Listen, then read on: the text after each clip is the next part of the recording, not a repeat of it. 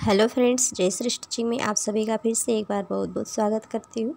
Friends, आज की इस वीडियो में हम पुराने वाले ब्लाउज से नाप लेकर कटोरी ब्लाउज की कटिंग करेंगे डायरेक्ट कपड़े पर।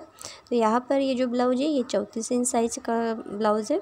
अब देखिए यहाँ पर मेरे पास जो ये ब्लाउज़ पीस है ये बहुत बड़ा ब्लाउज पीस है और यहाँ पर हम डायरेक्ट कपड़े के ऊपर कटोरी ब्लाउज की कटिंग कर सकते हैं। अगर आपके पास ज़्यादा कपड़ा नहीं है, कम है, तो आप सबसे पहले पेपर के ऊपर कटिंग करेंगे, उसके बाद ही ब्लाउज पीस के ऊपर कटिंग करेंगे। अब देखिए सबसे पहले हम लंबाई यहाँ पर नाप लेते हैं ब्लाउज की।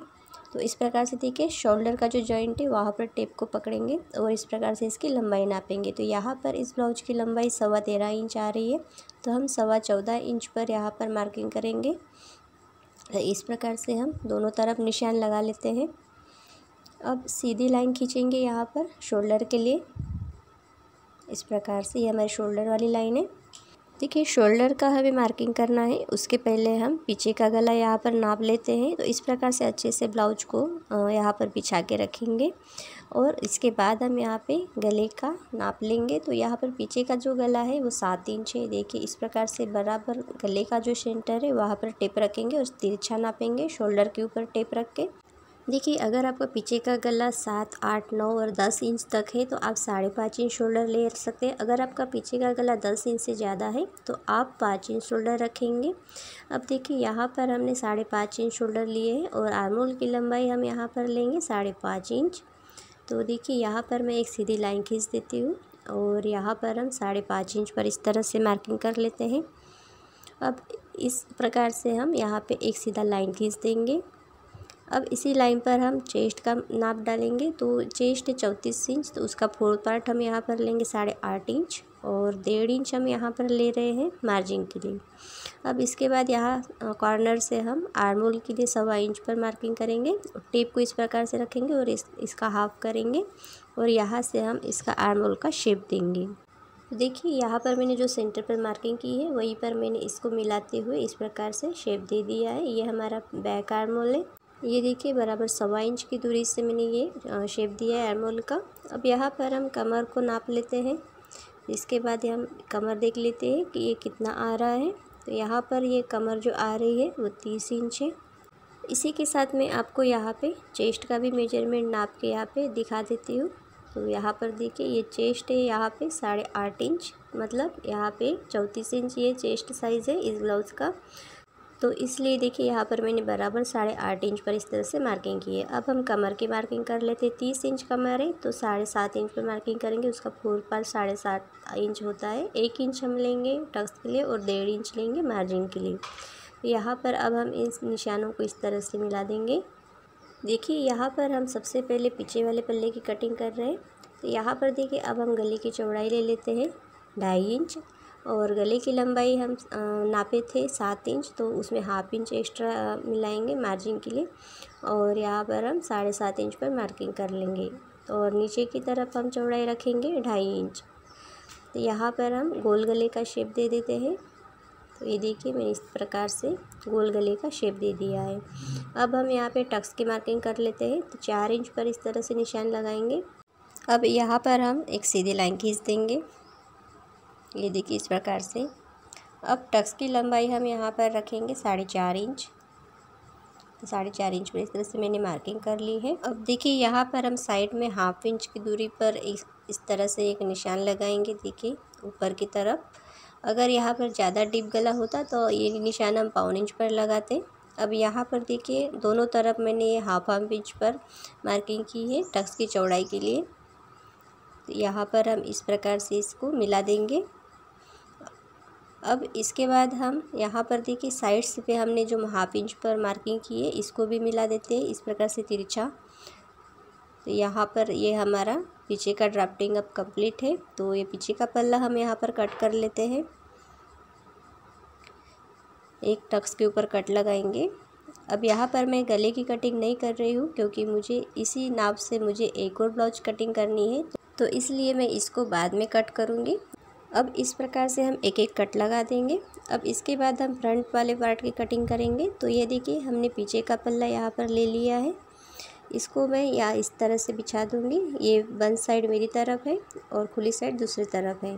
तो यहाँ पर मैंने ये पीछे का पल्ला इस तरह से बिछा दिया है और इसको हम एज इट इज़ इस तरह से छाप देंगे। तो शायद आपको ये निशान दिख नहीं रहा होगा, तो मैं यहाँ पे इसको और अच्छे से डार्क कर लेती हूँ एक बार। तो देखिए मैंने यहाँ पे इस तरह से डार्क कर लिया है। अब सेम मार्किंग हम सामने वाले पल्ले में भी कर लेते हैं।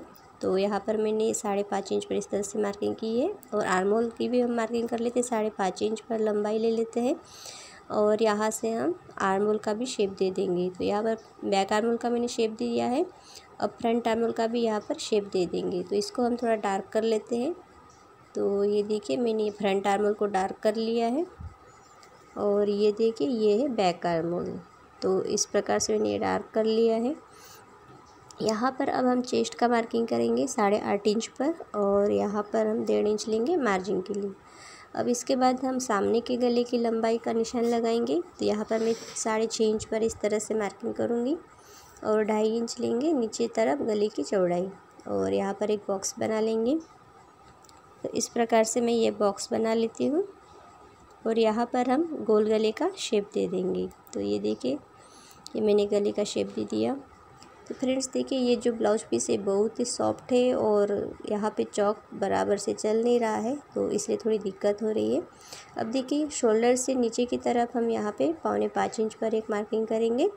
अब इसके बाद हम यहाँ पे बेल्ट का लंबाई नाप लेते हैं। तो बेल्ट यहाँ पर कितने इंच पर है देखिए ये, या देखिए शोल्डर के ऊपर मैंने ये टेप रखा हुआ है जॉइंट के ऊपर और यहाँ से हम बेल्ट की लंबाई नापेंगे। तो यहाँ पर ये लगभग 10.5 इंच बेल्ट की लंबाई आ रही है। तो देखिए ये सिलने के बाद ब्लाउज इस प्रकार से ये 10.5 इंच आ रहा है। तो यहाँ पर हम 1 इंच प्लस करेंगे। लेकिन देखिए ये जो ब्लाउज है ये थोड़ा सा सिकुड़ गया है, तो इसलिए हम यहाँ पे 2 पॉइंट और एक्स्ट्रा लेंगे। तो यहाँ पर हम इस प्रकार से 1 इंच तो प्लस करेंगे ही, लेकिन 2 पॉइंट एक्स्ट्रा लेंगे। तो इस प्रकार से हम यहाँ पे 12.25 इंच पर इस बेल्ट की मार्किंग करेंगे। तो यहाँ पर हम 2 पॉइंट एक्स्ट्रा ले रहे हैं ताकि यहाँ पे कम ना पड़ जाए। तो यहाँ पर देखिए मैंने 12.25 इंच पर इस तरह से मार्किंग कर ली है। अब यहाँ पर हम इस साइड 1.25 इंच ऊपर की तरफ मार्किंग कर लेते हैं और इस तरह से कर्व शेप दे देंगे। अब इसके बाद हम कटोरी का नाप ले लेते हैं। तो कटोरी यहाँ पर कितना आ रहा है, ये 5.25 इंच आ रहा है। आपको यहाँ पर शायद ये दिख नहीं रहा होगा क्योंकि ये प्लेन कपड़ा है ब्लाउज का। तो यहाँ पर ये 5.25 इंच इसकी चौड़ाई है नीचे की तरफ कटोरी की। तो सेम मार्किंग हम ऊपर की तरफ भी कर लेते हैं। अब सीधी लाइन खींच देंगे यहाँ पर इस प्रकार से। अब देखिए यहाँ से हम कटोरी की गोलाई दे देते हैं। तो यहाँ पर हम बिल्कुल हल्के हल्के हाथ से इसकी गोलाई दे देंगे। तो यहाँ पर देखिए इसको मैं थोड़ा डार्क कर लेती हूँ। इस प्रकार से मैंने डार्क कर लिया है। अब इसके बाद हम यहाँ पे कमर की मार्किंग कर लेते हैं। कमर है यहाँ पे 30 इंच, तो उसका 4 पार्ट लेंगे 7.5 इंच। 1/2 इंच लेंगे हुकाई पट्टी के लिए एक्स्ट्रा और 1.5 इंच लेंगे हम मार्जिन के लिए। तो इस प्रकार से अब इन निशानों को मिला देंगे। अब इसके बाद देखिए कटोरी का यहाँ पे सेंटर पॉइंट निकालेंगे। तो इस प्रकार से हाफ करेंगे हम और यहाँ पे सेंटर पे मार्किंग करेंगे। तो हाफ करने के बाद मैंने ये इस प्रकार से मार्किंग कर ली है। अब इसके बाद हम बेल्ट में मार्जिंग देंगे। देखिए इस तरफ नीचे की तरफ यहाँ पर मैं 1.25 इंच पर इस तरह से मार्किंग करूँगी। 1.25 इंच का हम यहाँ पे मार्जिंग देंगे और किसी पार्ट में आपको मार्जिंग नहीं देना है, सिर्फ बेल्ट में ही मार्जिंग देना होता है। अब ये ड्राफ्टिंग हमारी सामने की कंप्लीट है, इसको कट कर लेंगे यहाँ पर। तो फ्रेंड्स आप मेरे चैनल पर नए हैं और अभी तक चैनल को सब्सक्राइब नहीं किया है तो प्लीज़ चैनल को सब्सक्राइब कर लीजिएगा और वीडियो अच्छी लगी है तो एक लाइक ज़रूर कर दीजिएगा। यहाँ पर देखिए हम इन तीनों पार्ट्स को यहाँ पर अलग कर लेते हैं। इस प्रकार से यहाँ से जॉइंट खोल देंगे बेल्ट का और यहाँ पर कटोरी को भी कट कर लेते हैं।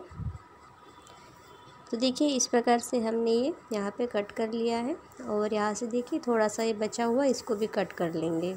अब यहाँ पर भी एक कट लगाएंगे जो हमारी फिटिंग वाली लाइन है वहाँ पर, और यहाँ पर देखिए ये साइड वाला पार्ट और बेल्ट को अलग रखेंगे और अब एक छोटी कटोरी से हम बड़ी कटोरी बनाएंगे। तो यहाँ पर छोटी कटोरी को हम यहाँ पर इस तरह से छाप देते हैं। तो एज इट इज़ इसको छाप देंगे और कटोरी को आप हमेशा उरे में काटिएगा, सीधा सीधा नहीं काटेंगे। तो यहाँ पर मैंने छाप दिया है इसको। अब इसको थोड़ा हम इस प्रकार से डार्क कर लेते हैं अब इसके बाद देखिए जो सेंटर वाला मार्किंग मैंने किया था वहाँ अंदर की तरफ 1 इंच लेंगे और यहाँ पर देखिए इस तरफ हम 1/2 इंच लेंगे और इस तरफ भी हम हुकाई पट्टी के लिए 1/2 इंच ले लेते हैं इस प्रकार से। अब देखिए यहाँ से हम इधर की तरफ 1.5 इंच ले लेते हैं ऊपर की तरफ और यहाँ दोनों साइड पर हम 1-1 लाइन खींच देंगे। तो देखिए इस प्रकार से हम 1-1 लाइन खींच देंगे। अब इसके बाद हम यहाँ पर जहाँ से हमने 1.5 इंच का निशान लगाया है वहाँ से हम 4.5 इंच पर इस तरह से निशान लगाएंगे दोनों तरफ। 4.5 इंच पर हम इस तरह से मार्किंग कर लेंगे। अब इनको इस तरह से मिला देंगे।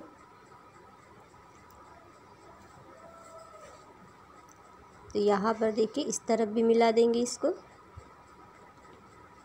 और इस तरफ भी मिला देंगे।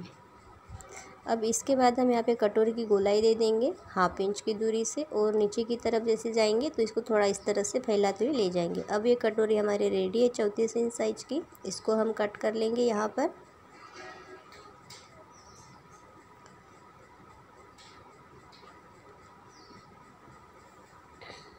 तो यहाँ पर देखिए मैंने कटोरी कट कर लिए। अब हम इसके आस्तीन की कटिंग करेंगे। तो आस्तीन का मेजरमेंट कैसे लेंगे, देखिए आस्तीन को इस प्रकार से हम यहाँ पे उल्टा कर लेंगे। उल्टा करने के बाद जो हमारा सिलाई वाला जो जॉइंट है वहाँ पर रखेंगे टेप को और इसका लंबाई नापेंगे। तो आस्तीन की लंबाई यहाँ पर 5.25 इंच आ रही है, लेकिन मेरी जो ये कस्टमर है इन्होंने आस्तीन की लंबाई 1.25 इंच बढ़ाने बोले हैं तो 1.25 इंच हम यहाँ पे बढ़ाएंगे। तो यहाँ पर हम 7 इंच पर इसकी लंबाई नाप लेते हैं। 7 इंच इसकी लंबाई रहेगी आस्तीन की। तो चलिए अब इसके बाद हम यहाँ पे मोरी का यहाँ पे मेजरमेंट ले लेते हैं। तो यहाँ पे आस्तीन की मोरी है, देख लेते हैं कितना आ रहा है। ये यहाँ पे 4.25 इंच आ रहा है। ये आपको सिलाई दिख नहीं रही होगी लेकिन ये यहाँ पे सिलाई लगी हुई है इसकी फिटिंग की। और यहाँ साथ ही में हम आर्मोल को भी नाप लेंगे। तो आर्मोल यहाँ पर आ रहे हैं। ये थोड़ा सा आर्मोल को आप इस तरह से थोड़ा खींच के रखेंगे, ज़्यादा नहीं खींचेंगे, थोड़ा हल्का खींचेंगे क्योंकि ये कपड़ा थोड़ा सिकुड़ गया है ब्लाउज का। तो यहाँ पे ये 7.25 इंच आर्मोल आ रहे हैं। अब इसके बाद देखिए मैंने 4 फोल्ड में बिछा दिया है कपड़े को और एक सीधी लाइन खींच देंगे नीचे की तरफ से।